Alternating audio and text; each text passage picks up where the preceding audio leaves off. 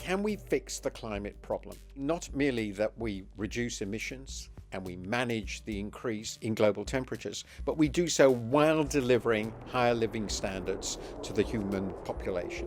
That's what people demand. It's absolutely clear the world economy is going to continue to grow. It might be 2.5 times bigger than it is now, 30 or 40 years from now. So can we do this? Well, we have to start by recognizing that right now, and for the last decades, we have failed. Not only is the global temperature continuing to rise quite steadily, despite some skeptics who said that there's a pause, emissions themselves are rising, and so the stock of greenhouse gases in the atmosphere is rising, and the problem, far from getting better, is getting worse. Everybody knows now that if we are to have any hope of keeping the temperature increase below 1.5 degrees, or even 2 degrees, this has to turn around very soon. That's not happening because it's just so painful.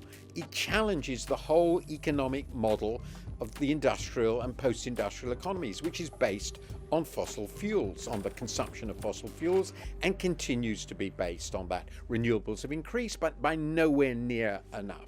Cooperation among nations is so difficult, as we've seen by Donald Trump's decision to pull the US out of the Paris Agreement. And what happened in the Paris Agreement of 2015 was just commitments to national plans, national targets, which will be nowhere near sufficient to keep the temperature increases to below 2 degrees, more likely 3+, and in any case are probably not going to be delivered. Some people promise that technology alone will do it. And it's clear we do need major technological revolutions in renewables, in the integration of renewables into our economy. But on their own, it's not going to be enough. It's not going to be quick enough. It's a necessary but not sufficient condition. Another possibility people are discussing is introduction of revenue neutral carbon plans. That would mean that we give back the money that is generated by carbon taxes immediately back to the public, so they see that all they're doing is changing prices. They're not actually reducing their living standards in aggregate at all.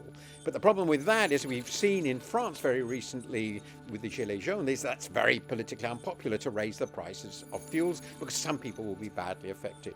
So finally, what we need is bold, exciting, committed leadership from the major nations of the world. It's conceivable that they could do so, but not with the current cast of characters. The crucial point to understand is if we don't get that sort of leadership to operate in these various spaces simultaneously, we will fail, and the climate situation is clearly going to become something that we have never experienced before in our history.